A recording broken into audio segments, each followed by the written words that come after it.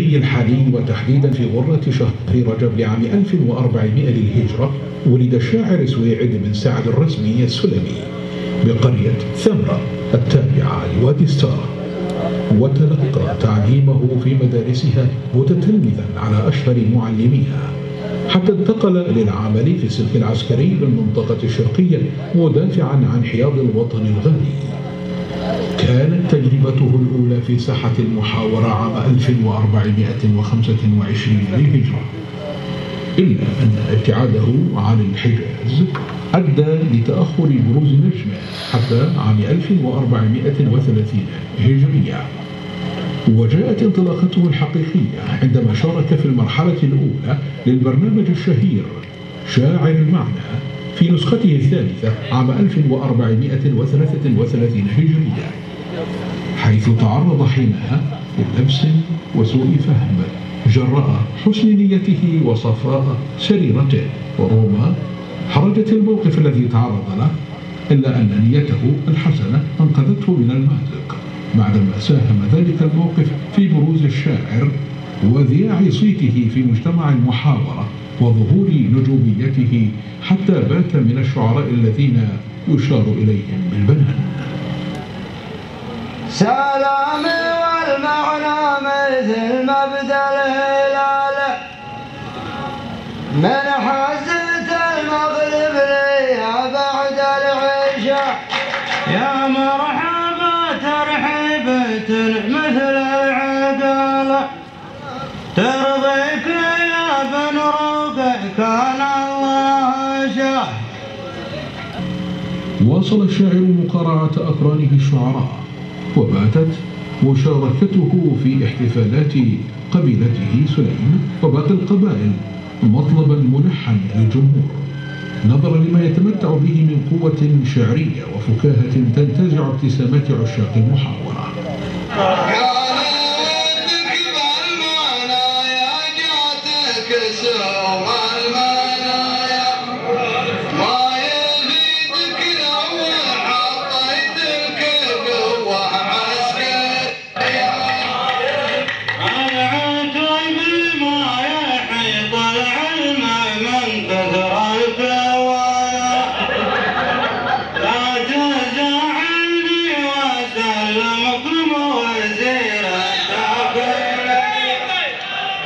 وتواصلت محاورات سويعد الرزمي خصوصا في منطقة الحجاز موطن القلطة، وكانت له العديد من المشاركات الشعرية المميزة مع شعراء قبيلته. لو تميل البحر وتشيلك الأمواج قلت هاتوا سعود الله يعافيكم،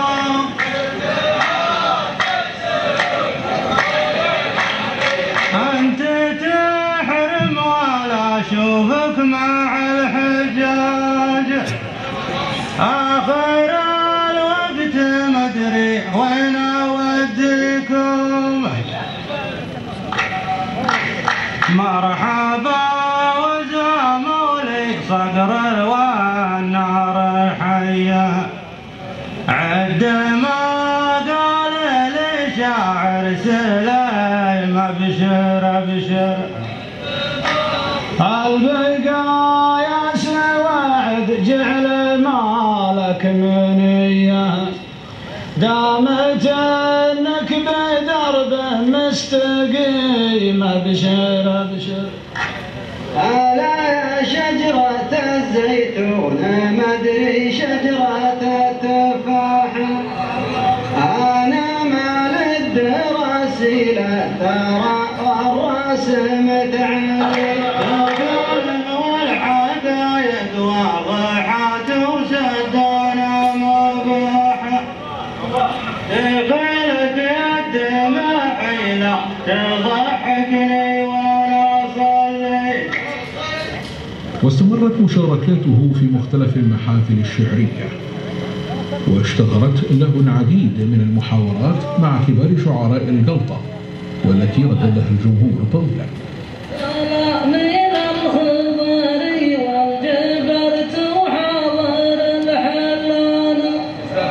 ولا نصدق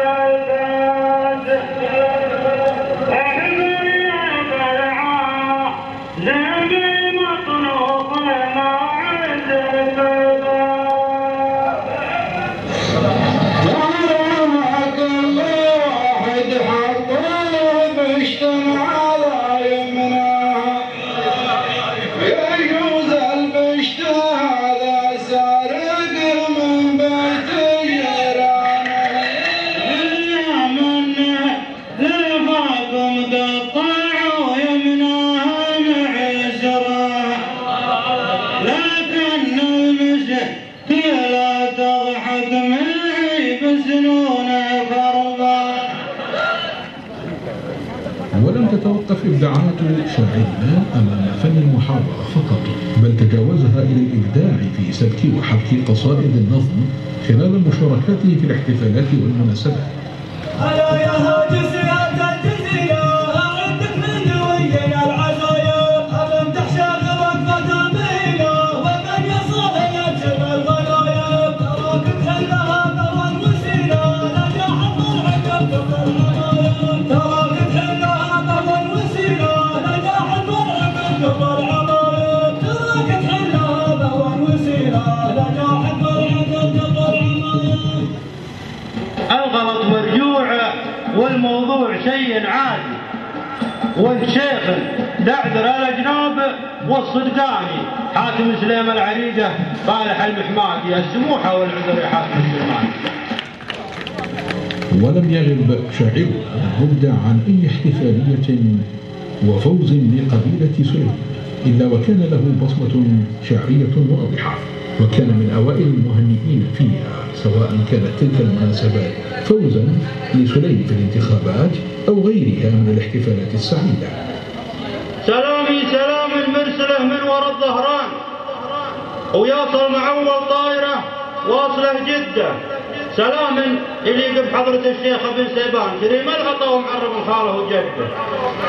أحد من 3 شهور يستفزع العربان، واحد من 3 شهور واقف على جنده، وجاء في سبوعين الفهد خذها لا ندهان، قتلوا ولا ترد خصم على حده.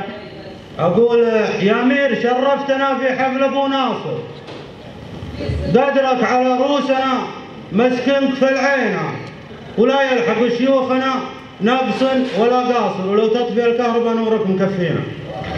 من باب زود الثقة شاعر ما فيني كلام، بالمذهب الحنبلي والمذهب الشافعي، وارفع قالي لمن هو كرموه الكرام الشاعر نويفع بن مغلي الجامعي. ومؤخرا وبعد أن بدأت قناة الساحة الإعلان عن انطلاقة النسخة الرابعة لمسابقة شاعر المعنى، قرر شاعرنا خوض التجربة مرة أخرى بحثا عن تحدي جديد يستحق العناء. شاركت السنة الماضية. ايوه.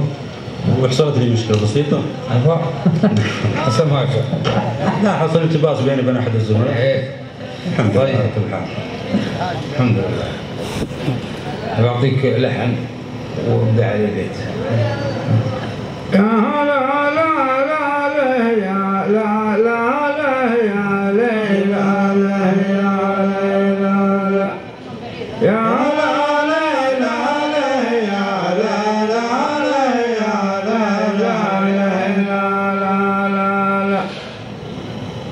سلام مع صرف التحية والشكر والاحترام، العام ضيعت الذهب واليوم جيت ادور.